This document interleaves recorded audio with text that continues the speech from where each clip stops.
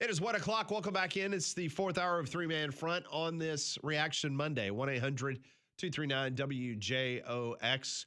This last hour, you heard both Kalen DeBoer and Curt Cignetti, as both of those guys heaping a lot of praise on their opponents as they get ready for the January 1st meeting at the Rose Bowl. It will be the 100th anniversary of Alabama playing its first ever Rose Bowl.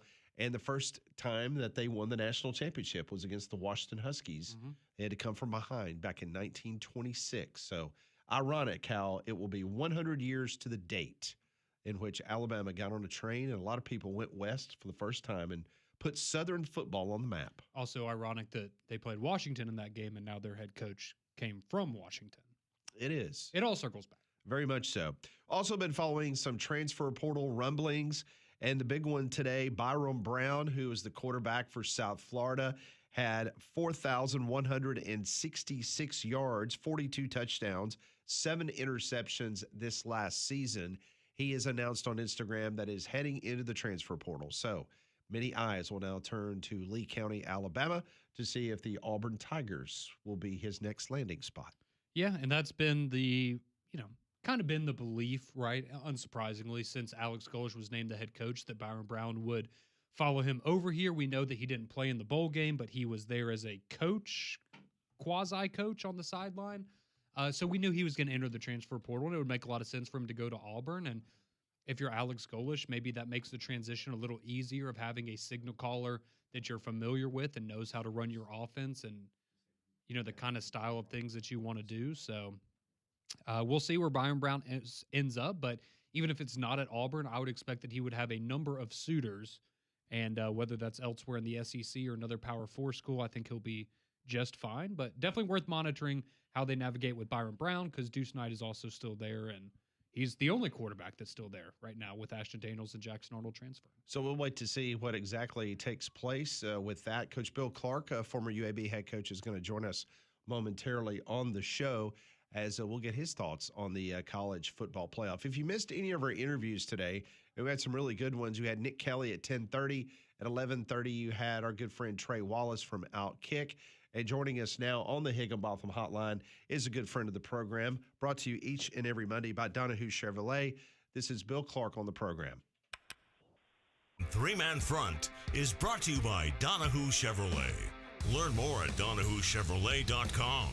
And now, Coach Bill Clark. Coach Bill Clark joins us on the Higginbotham Hotline. Coach, man, what a game on Friday night.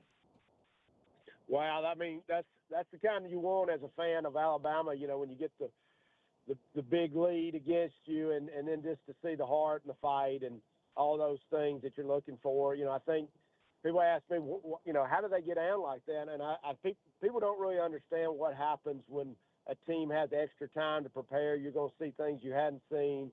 They're going to have, different schemes that maybe you hadn't prepared for, or they're kind of, have worked on you a lot. So I think that was kind of what it was early, and I think as soon as Alabama got that first touchdown, it really settled them down and got them going. Coach, I wanted to ask from your perspective, when you're in that situation, obviously it's a win-or-go-home game, right, in the playoff, but you're on the road. It's a team you played before. It's 17-0, and you feel like a lot of the mistakes that have reared their head this season keep popping up for you again. How difficult in that situation is it as a coach to kind of rally the troops and get them to all believe that, hey, one step at a time, the game's going to come back to you? Just really impressed with how Kalen DeBoer navigated that. But how difficult is that as a coach when you're down that big in that spot to rally your team? Yeah, you got to have a lot of great self-talk, because it's easy, especially when you've lost to that team twice. I mean, so I think they had a lot of great self-talk. I think, I'll be honest with you, the first touchdown was critical for them, because it looked like just the collective relief because of maybe, how they were feeling about the offense and probably a lot of disappointment. And then to get that first touchdown, they looked like a totally different team after that. Coach, in regards to Brent Venables, it's a coach that you know really well, and we've detailed that on the Bill Clark Show here Thursday nights on Jocks. In regards to his schemes, and based on what you saw the other night, was it something that Alabama had adjusted to from the previous meeting, or why do you think Alabama was starting to finally have a little bit of success offensively against Venables and some of the things he was doing defensively? Yeah, without getting into a ton of X and O's, and I think all our fans out there would think about how quick Alabama was getting to the line of scrimmage. You notice they started really doing a lot of the short huddle or the sugar huddle, we call it, and bursting to the line of scrimmage and calling it. And that was because if you're watching on the sideline, if you're watching Oklahoma, and one time he said it into his microphone, you're wrong. Now, that could have been you're wrong about, a call, or it could have been you were wrong on the signal you thought you saw. So, and, it never bothered me as a coach if somebody legitimately was getting signals during the game. I mean, that's all part of it. And I think Oklahoma, just like a lot of offensive team, does the same. But I think the tempo of getting to the line, not letting him have so much time to pick apart what they were seeing and just get up there and ran the play. I think Alabama's tempo, that was something they spent a lot of time on of we're going to go fast. We're not going to let them make checks or bring in different personnels, and I think that paid off as the game went on. So we were talking a little bit earlier about Jeff Allen and the strength and conditioning coach there at Alabama and how important he has been to getting these guys back on track because we saw how banged up they were just a couple of weeks ago in Atlanta. I just wanted to kind of get, from your perspective, how important are those guys to a staff? Because those are the kind of guys that I feel like don't get a credit a lot of the time, and it was good to see a lot of people around the Alabama program giving that credit to Jeff Allen for the job he did. But just how important is it to have a guy like that in there that can get your team healthy? Because we know everybody's banged up at this time of year, but it seemed pretty remarkable how quickly in just a 10-day period of time those players looked a lot healthier than they were in Atlanta. Yeah, Conrad, if this is you, I would say, man, kudos to you for getting that because I think so many people don't understand, and I would say Jeff Allen is somebody I know very well, is one of the best in the business. Obviously, you got Lyle Kane and the physician group, and I felt like this at UAB. We beat people on how we trained and how we worked and in our medical care. But I would say the state of the art, best of the best. But Jeff Allen's one of the best, and I think we probably all didn't realize just how beat up they were against Georgia. But you can't make that as an excuse because everybody's beat up this time of year. But obviously, they got a bunch of players back they needed to get back, and you got to give those guys credit along with the strength and conditioning staff. All right, so I have to ask you, you had Texas A&M losing at home to Miami, and then, of course, you had Ole Miss winning against Tulane, and then Oregon taking care of James Madison. Of those other games outside the Alabama game, who impressed you of those other teams? Well, I think Miami was really the one that impressed me the most, just going to Texas A&M. Having, I guess probably sometimes when you get that second life, and I think Miami was that team who we were all very impressed with, at the first of the year. Got to give their defense a lot of credit in how they played. Obviously, Texas A&M, from a place I've played before, that's not an easy task to go in there and find a way to win, especially in a game that big. So they impressed me the most. So how impressed were you maybe by Ole Miss? And again, this is just my perspective. Maybe you have a different one, but losing Lane Kiffin, we all kind of wondered what that would look like. But to me, it really didn't look like they had much of a drop-off. And even Pete Golding said after the game, like, these kids don't care who runs them out of the tunnel. They just want to go and play football, basically. So was that a surprise to you to see them really not have that drop-off with Lane Kiffin leaving, or is that kind of what you were expecting from Ole Miss? No, and I think anytime you have adversity, how you handle adversity says a lot. I do think this time of year it is a little bit different. The head coach does a lot about the staff they bring in, the players selected, the overall scheme of the program, how they train. This time of year, as long as there's not some big animosity about their coach leaving, which I'm sure there was some of that, maybe they played with something to prove. Obviously, having Pete Golding there and keeping a lot of the same staff, I mean, a lot of these guys have been with them all year. So minus the head coach, they're probably playing with a chip on their shoulder now. No doubt about it. Not to mention the fact, Coach, we've talked about time off, and it was really important for Alabama to get a couple of guys back healthy and get them back on the field. But these teams that had a bye, if you look back to last year's college football playoff, those teams did not perform very well at all. Just ask Oregon and Georgia because they had first-round byes. How important do you think it was for a team like Alabama to go ahead and get their feet wet and get out there and get those juices flowing again? Well, I think for them, they had a bad taste to get out of their mouth. They had to get some guys back healthy. So they did have enough time to get healthy, and then it was a chance really just to get back at it. So, we're going to see, coming up, with these next games, what does it look like when you've had an extended time? And I would just say this, as somebody that, has lost a bowl game and won a bowl game, there is a science to it. There is a way to do it. And, we're going to see how they handle it and how that team handles it, and who's going to be better off from sitting or playing. All right, Coach, we'll let you get out of here with this. When you just look towards the quarterfinals, some very intriguing matchups. We know Alabama, Indiana going to get a lot of attention, but Ole Miss, Georgia rematch. You got Ohio State and Miami. You got Oregon and Texas Tech. Which one of those stands out to you the most as maybe the most competitive matchup, or the one that you're most excited to watch around New Year's? Well, and I hate to say this just because it's Alabama, but just Indiana. How good are they compared to an SEC team? I want to see every one of those matchups, to be honest, just like I think everybody does. Obviously, Texas Tech is a question mark for a lot of us. Just how good are they, even though, we feel like they're pretty good. How good are they? But I really want to know, how does Indiana stack up against an SEC team, because I've been very impressed with them. All right, Coach. Well, we appreciate you joining us each and every Monday, and that is done by our friends at Donahue Chevrolet. You can go visit them online, DonahueChevrolet.com. Right now, if you're interested, new 2025 Chevrolet Silverado 1500 High Countries. Those are up to $11,563 off of MSRP. Or if you want the new 2026 Chevy Silverado 2500 HD LT, those are up to $8,913 off of MSRP. Just a couple of the great deals people can find at our good friends at Donahue Chevrolet, Coach. Yeah, we appreciate our friends at Donahue, obviously, with Christmas. Tons of great deals, and appreciate their support. Coach, we hope you and your family have a blessed holiday. Merry Christmas, and we'll talk to you next Monday.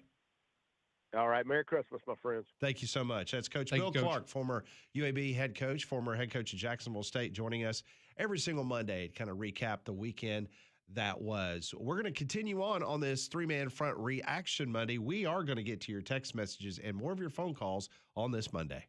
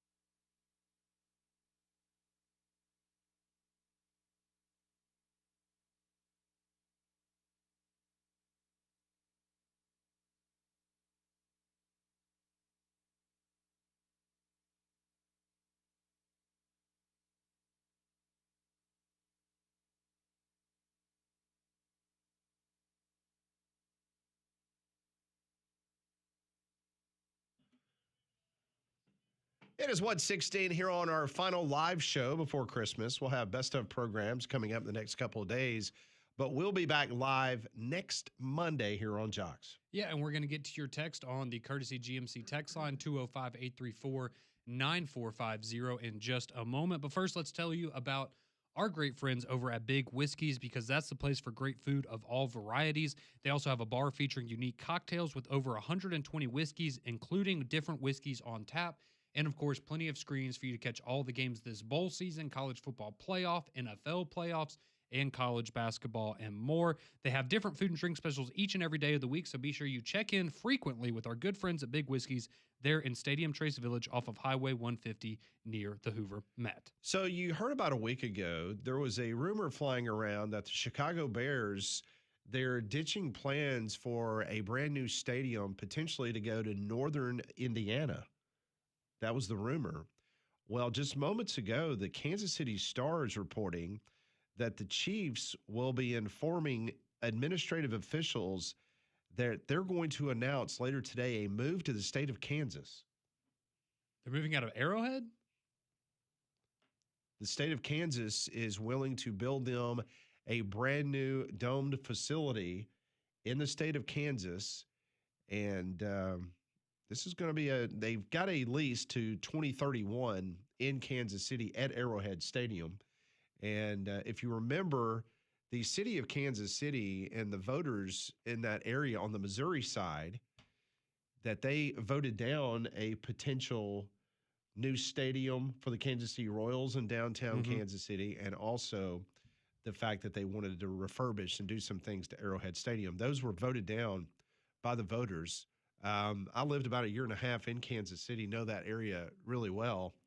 And obviously the Kansas side was not as developed when I lived there, but now they've got is Sporting KC, is their stadium over there, Molly? I know the NASCAR to downtown. I know the NASCAR facilities in Kansas. Okay. And that's where they want to potentially build the football stadium. See, and I've been to the Interesting. Sporting Stadium, but I couldn't remember. I couldn't tell you. Wait, where is that it's the at. soccer stadium? Yeah. Okay. Yeah. So, but this is a big story in Kansas City. And of course, it could not come at a worse time, because watching the Kansas City Chiefs yesterday against the Tennessee Titans, that was one of the worst football games I think I've watched in quite some time. They had a quarterback I'd never heard of from South Dakota State. I didn't know that guy existed.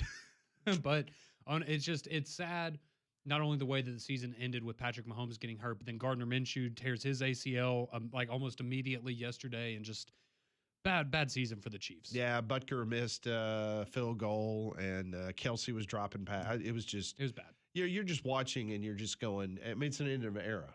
I mean, it really is. It feels that way. I mean, it's bad stuff. So that's some interesting news coming out of the NFL. I mean, not that it really matters whether you're on that side of the Missouri River or whichever, but no. Again, it's something that I think if you're a Chicago Bears fan, you're paying very close attention to. Absolutely. Because they could be moving over to Gary, Indiana, or somewhere like that, and Maybe Muncie. Hey, listen, it's no different than the San Francisco 49ers play about an hour away from San Francisco. That's a great point. In Santa Clara. Mm-hmm. But anyway, that will continue on. All right, 1-800-239-WJOX. Let's get back to the phones. Chris has been patiently holding. Hey, Chris. What's going on, guys? And happy holidays, Chris. Hope you're well. Yeah, since Molly's saying it, I was about to say it. You guys cut me off. Happy holidays. Go ahead. Finish the whole song. Yeah. We're here till 2. Go ahead. Thanks for having me. Let me talk to you guys about the Bama game. And first off, Conrad Van Order, who I'm better off talking to a wall at this point when it comes to his fandom. Because he can attest, we even got the digital footprints and receipts to show that he is one of the Chicken Little crowd that says that just because you go down 17, it's hit the panic button and ran around like a chicken with his head cut off. Chris, I find it hard to believe that you would be mentally well and not concerned when you're down 17-0 in that spot. I was more concerned for you. Here's the thing. I've played a game of football before in past before. Scoreboard means nothing. Hell, I've literally lived through the Shula and Gene Stallings days, as well as I've also, for that matter, live through the saving days when he tells you now is when you get behind your the players more to stick with it and not look at the scoreboard, because the scoreboard only matters when the final whistle is blown. So let that sink in for a minute.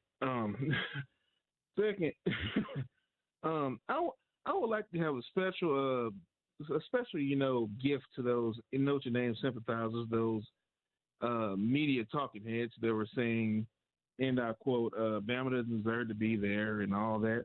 To a degree, I do agree with them. To a degree, I've been on record saying this on you guys' radio station, and all of a sudden now, where's the same energy that they went so hard on for the likes of the JMU game and the Tulane game?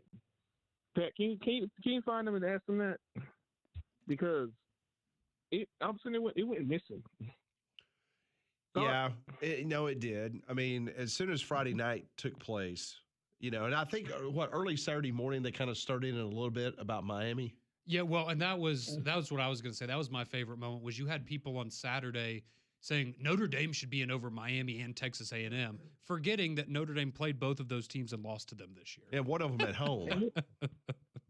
And at the same time, the even more outrageous part, you'll see people like the American Athletics Conference that talking to AD pretty much used Robert Griffin III to tweet out as a talking head, Nicole Auerbach and all the rest of them, even Danny Cornell. Somebody need to delete his account. Annoying self, pretty much just champion this rhetoric at this point, and honestly, like it's honestly disgusting. Like at this point, we should just extend out the playoffs to 16 for the group of 5, because honestly, those games had backups in by the third freaking quarter. So what are we doing? I look at it like this: there's in college football, doing college football, we have to understand. Sure, we want everybody to have a fair shot, but there are indeed, without saying, the haves and the have-nots. It's the reason that you consider teams like a JMU or Tulane as a bye week or a cupcake or a lettuce game, as Cole would call it, that you pretty much prep your team for the next up and coming match, and you have to pay them $1 million just to even show up. So why are we pretending otherwise? As if it's going to be, if it's just just college football playoffs or some charity case? Do we want the 12 best teams, or do we want the 10 best teams, and give something out because we feel charitable on the holidays, which is fair, but at the same time, we got to be honest with ourselves. Chris, I agree with you, and I've been on that pulpit for a long time in regards to it's not a charity, it's not a welfare system to try to prop up these other programs. So and that's why the Notre Dame fans were mad at Alabama and Miami. They should have been mad at the system. Yeah. Right, because they got 10 of the 12 best teams, but Notre Dame and BYU should have been in there. They have signed an agreement for next year where this situation won't take place next year. True. If they're one of the top 12 teams, one of the top 10 teams, I should say, they will be in the playoff, period. So they will not get left out like they were this year. Hey, Chris, listen, I hope you have a Merry Christmas. We always appreciate you calling and listening. Thank you, Chris. We appreciate you. Thank you so much. Let's get to the text line, Conrad, because we have so many of you that have just absolutely been very active today. We just have not had an opportunity with all of our guests and press conferences. But here we go on the Courtesy GMC text line. Absolutely. And we appreciate the interaction each and every day here on the show, like our buddy Collins from Pell City, who says, hey, guys, can you tell me what time the Michigan press conference is introducing Kalen DeBoer today? Nostradamus called in on Friday and told us that it was a done deal. So, Collins, I don't think that press conference is today. No, Biff Poggi had a press conference this morning. You had a Kalen DeBoer press conference in Tuscaloosa. Mm-hmm. But, don't think that one's happening at Michigan. Let's see. Thomas asks, he says, how do you guys think Ole Miss will do in the rematch against Georgia? It seems like they didn't skip a beat without Lane. That was a great game the first time around. Ole Miss outplayed them for 3 quarters, and then Georgia did what they do in the 4th. Mm-hmm. Should be a great game.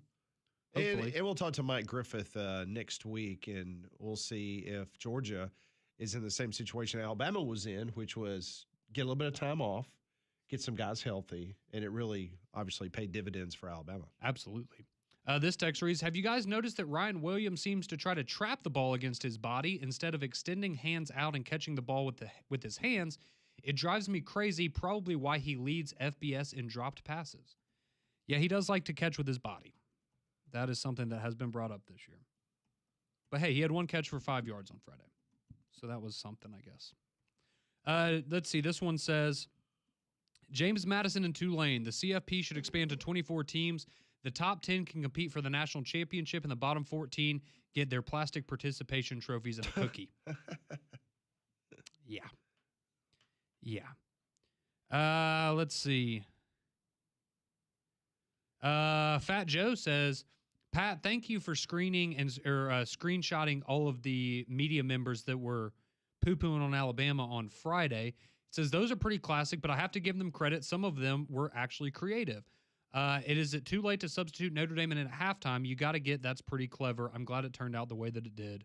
Roll, Tide, roll. Yeah, I brought that up earlier. I did a couple of screen grabs. Nicole Auerbach said Alabama picked up right where it left off in the SEC championship game tonight. Just not a good football team right now in any of their three phases. She deleted that tweet, by the way. And ironically, she was the first person asking Kalen DeBoer a question on the press conference. Sure was. Brandon Walker from Barstool, he immediately tweeted out, it's a rout. Oklahoma going to kill them. DeBoer killed Alabama football in just 2 seasons. Yeah, those tweets did not age particularly well. Busy night for Old Takes Exposed on Friday. This one says, hey, Bama fans, take Alabama plus the points and mortgage your house if you feel confident in the Tide. If not, then you can shut blank up. Huh. Okay. So I guess he's saying if you're not willing to bet the house on it, then you're not an Alabama fan? I don't know. Let's see. This one says, good morning, everyone. Just wondering if y'all saw Greg Burns' reaction with Kalen DeBoer in the tunnel after the game. Greg obviously has his coach's back. I did see that. I saw him with Kane Womack as well. They were very happy after the victory on Friday. Dylan chimes in, says, congrats to Bama Hater. His team snuck out a win. Hope they make it to play Alabama so we can destroy them in the playoff. Well, if they were to play, it would be in the national championship game, so that would be pretty spectacular if it ended up playing out that way. Let's see. This text comes in. It says, I guess NIL made Ryan Williams' hands soft. Okay. Brandon chiming in about the Auburn situation. We told you Ashton Daniels announced he's planning to enter the portal over the weekend. Byron Brown, the USF quarterback today, announcing that he's entering the portal. A lot of speculation that he could end up at Auburn. And Brandon says there's no way that Byron Brown or Deuce Knight would sit at Auburn next fall, which is basically what we were saying. You would believe that you're probably going to get one of those guys, not both of them, to stick around for next year if Auburn, even does go and pursue Byron Brown out of the portal. This text says, I think the group of 5 should get the same deal that Notre Dame has right now. If they're a top 12 team, then they can get in. And if not, leave them out. I saw a lot of that over the weekend. People saying, like, Cincinnati a few years ago, right? They were a top 4 team, and that's why they made it to the spot. It wasn't they were, number 17 and got in because of a qualifier. They were the 4th ranked team in the country. And that still did not go particularly well for them. No. I do appreciate this one person that texted in because I'd actually forgotten about this. But they gave me a shout out. They said, shout out to Conrad. He got Josh Cuevas' stat line exactly correct. I said 3 for 35 on Friday, and he got 3 for 35. They were big, too. They were big. That is big. This text comes in. What's with all the drops now by big-time receivers for Alabama? That's a problem. That one. To Jeremy Bernard? I'm assuming that was the lights. Yeah, I would guess. Also, he was looking right at a defender that was about to hit him, so maybe took his eyes off the ball because he didn't want to. That was very unlike Jeremy Bernard. Well, he made up for it by going Tyrone Prother later in the game. This says, do you think the We Want Bama chants from Indiana will come up in the Alabama locker room the next few days? Going back earlier in the season, they were chanting that at Indiana games. This text from Dylan says, do we get Ty Simpson back at Alabama next year? Wow, that is a $1 million question. I would think that even if they don't win, if he plays well against Indiana, I would think because his draft's obviously, I mean, at one point we thought he might be the number one pick. He's kind of fallen off a little bit now, but I mean, you perform well in the playoffs, I would think that might boost him back up into the first round mix, maybe. And at that point, you would leave. That's going to be the $1 million question, like you said, though. Yep. Or $1 million+ question. All right, we're going to continue on with your text. We'll do some Pat Ponders as we wrap up the week of our live shows. This is Three Man Front on Jocks.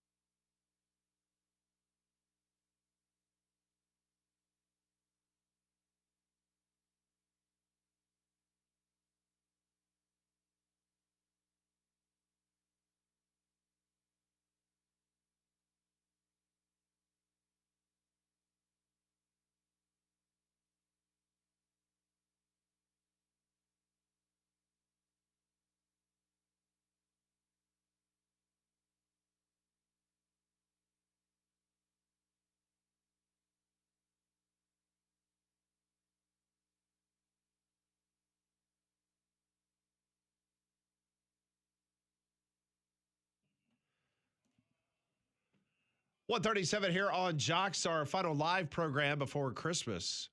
We'll be back here next Monday at 10 a.m. But there'll be some best of programs and obviously some football games that you'll be able to hear over the next course of the next few days as we head into Christmas.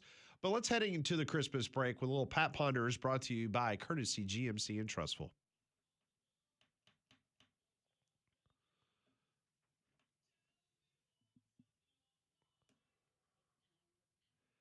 Brought to you by Courtesy GMC and Trustful. The holiday sales event at Courtesy is going on right now. It's big. You can save up to $15,000 off MSRP on the Sierras in stock, and they've got over 100 to choose from. AT4s, Denali's, SLTs, you name it. They've got it on the lot. They are ready to roll. So get by and see them over the next couple of days. What a great present is surprise your loved one with a wonderful brand new GMC. And don't forget, a brand new GMC at Courtesy gives you this 7-year, 100,000-mile warranty on a brand new GMC.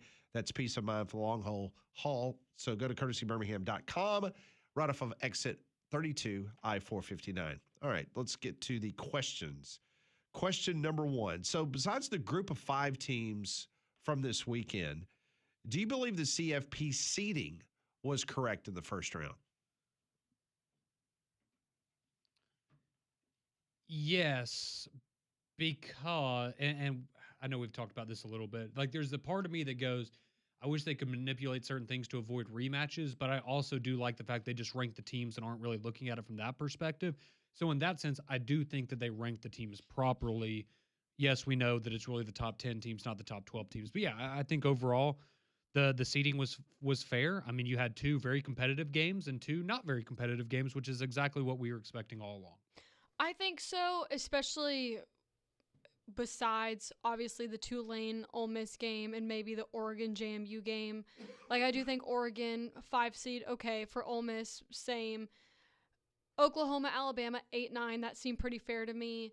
And then just given the way how, like, in the regular season both Miami and A&M both did beat Notre Dame, I think it made sense the way that they were both seeded. And you look at A&M, the regular season, they went 11-1. Yes, they missed out because they lost to Texas on the SEC championship game, but Miami did have those 2 losses, so I think those were seeded fair. So, with all that being said, yes. Well, and going back to Selection my long-winded Sunday, version. Yeah, the one thing that, again, we talked about on Selection Sunday that was maybe you felt was unfair was that Texas A&M was behind Ole Miss, and I think now they're maybe a little saltier about that because you would have gotten to play Tulane, but we're splitting hairs at that point. Right.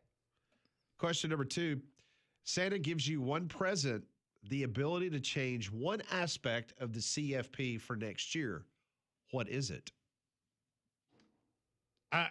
In terms of something that I think could be implemented in a short period of time, it would be similar to how, from last year to this year, we went from the top 4 conference champions to getting buys to just the top 4 teams getting buys. Top 12 teams get in. If you're a group of 5 team, that's great. And you could even get rid of conference qualifiers, in my opinion, at that point. Just top 12 teams at the end of the year, that's who gets in the playoff. What I would do is for the second round, a.k.a. the quarterfinal, no bowls, still keep it on campus until the semifinal. That's a great one.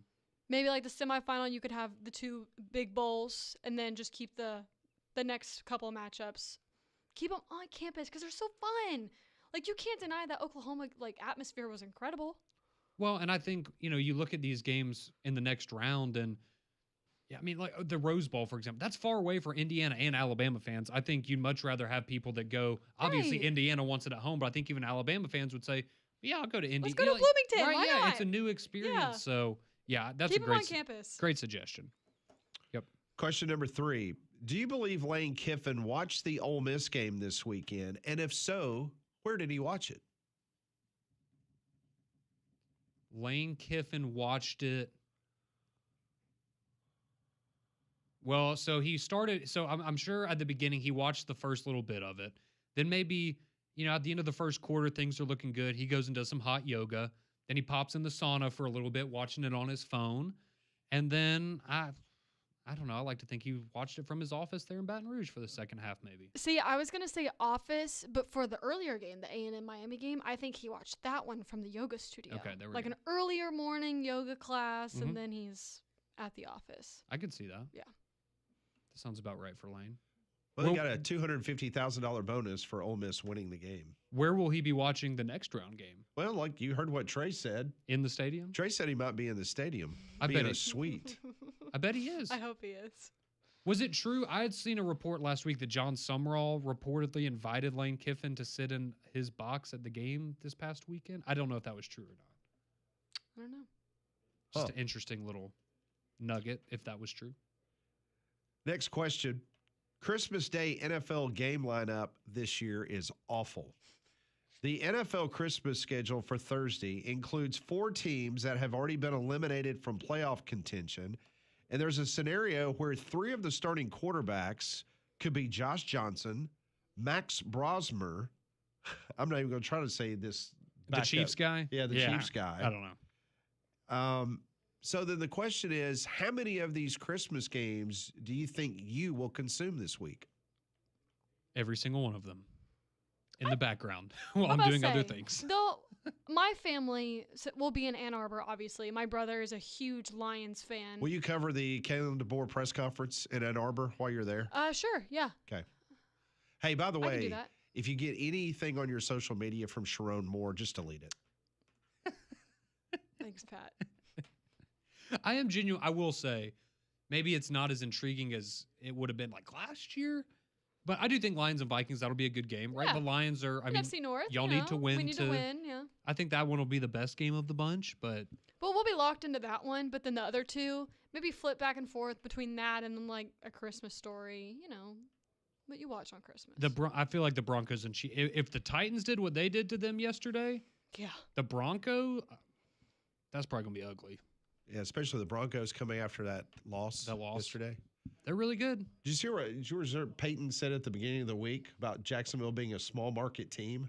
Oh, yeah, and then Liam Cohen said After the something like, game? not bad for a small market team. I will say my brother and sister-in-law, they only live about 10 minutes away from campus. So if I see them, I'll let you know. Let us know if Biff has sleeves on. You talking about Sharon Moore? No, I'm talking about the boar. Okay. Or I guess Sharon, too. but I Sharon don't might think he's be there. like under house arrest I or was about to say, something. he might be busy. Maybe. Oh, he's busy, all right. I think he's, He's been busy on social media, apparently. Yeah. Not anymore. Well, I'm just saying, I don't know if does he have access to a phone right now? I would hope not. I don't know. You need to go read the Athletic story. I just didn't know if he's still in the same place he was a week ago or if he's back home now. Some chick online, he tried to get her to fly to Ann Arbor, and she was asking him, how's this going to work out? Yeah. You just going to like put me up in a hotel room and I don't get to go anywhere? It's just I'm in the hotel room. He goes, well, you'll have a driver. So that was nice of Sharon Moore. He's Very gonna nice. Get her a driver. The fact you would offer that and expect to not get caught Right. is wild. All right, let's close out with a couple of questions that have to do with Christmas. Yes. Name one location in a cold climate and one location in a warm climate that you would choose to spend Christmas Day if you had the choice. One cold, one hot. For a cold climate, there's part of me that thinks this would be a massive headache, but it would also be really cool. I would love to be in New York at Christmas time, but I also feel like it would be a giant pain in the butt. And it's really expensive. And very expensive. Yeah. But if it's like an ideal, like, ooh, I get a vacation, all expenses paid or whatever, I feel like that would be a really cool place to be. That's a good answer. I will say I guess this was like 6 or 7 years ago now. I got to spend Christmas when I went to Europe and Paris one year. That was beautiful. I bet that was amazing. That was really, really cool. And then for warm place, the Bahamas, because that's the best place in the world. See, I've spent Christmas in the Bahamas. It's very nice. I love the Bahamas. I've also spent Christmas in Hawaii, and I highly recommend that. So for warm, I would probably go Hawaii again.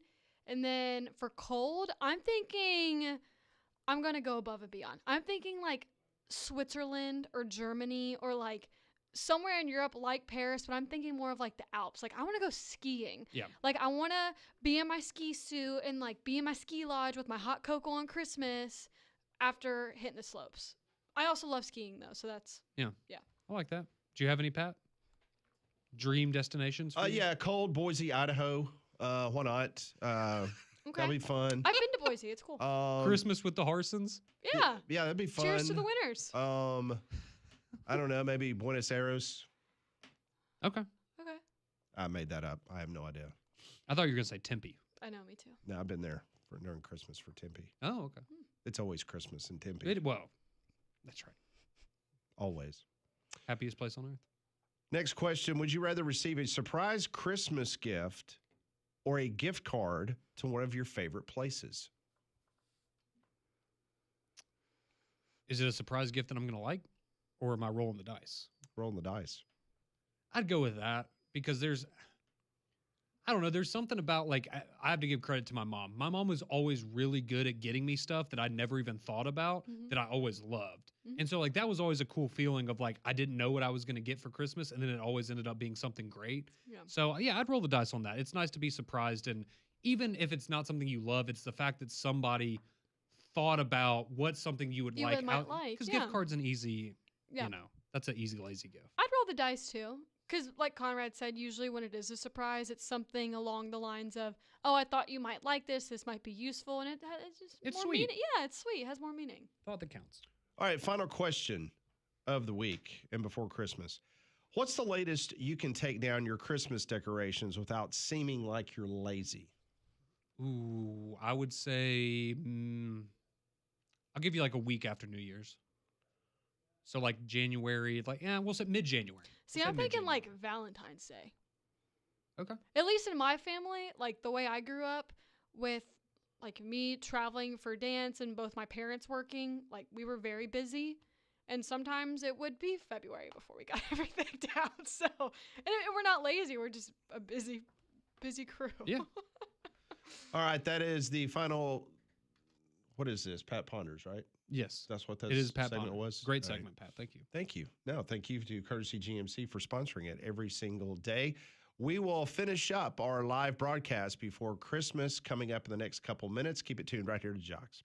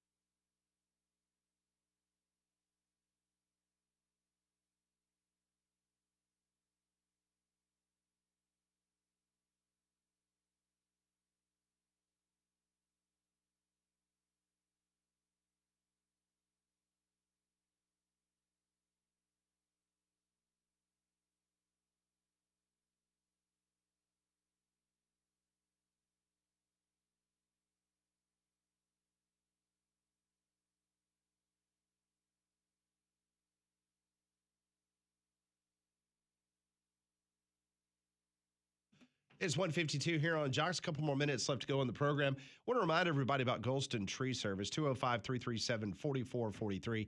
Golston's licensed pros. They can handle everything around your house, from trimming and pruning to full tree removals. It's fast, safe, and affordable. Don't wait until the next storm causes damage around your house or on your property. Call Golston Tree Service. They also offer the 24-hour emergency tree service, so when it comes to your trees, don't risk it. Call Golston Tree Service, 205-337-4443. Now, you're traveling or are you here? I will be traveling, so I'll be here for the next couple of days. But And then this weekend you're going to the beach? yeah, so we're leaving on Christmas Eve to go down to Santa Rosa and visit with my dad and stepmom, and then we'll be back over the weekend and back next Quite week. a dichotomy from where Molly's going. Yeah, I'm going up to the tundra. She's going to Canada. I was about to say, Pretty much. so it'll be, what, 50-ish degrees warmer where I am than where you are, I would imagine? Because It'll it's going to be about 80. in like Florida. low 30s, Yeah. high 20s, I think, in Michigan. So About a 50-degree difference there. And the other thing you need to keep in mind with the temperature differential, if you're a homeowner and you have a heating and air conditioning system, you need to make sure it's taken care of. yeah, absolutely. And with the weather, flu season is here. So you want to make your home healthier with Trane's Clean Effects Home Air Cleaner. It removes up to 99.9% of airborne particles, including those that cause virus. It's 100 times more effective than standard air filters and 8 times more effective than HEPA room filters. So go and find a dealer near you at Trane.com. Well, we've got bowl action going on right now in Boise, Idaho. Second quarter just got underway, and the Washington State Cougars, they lead Utah State 7-0.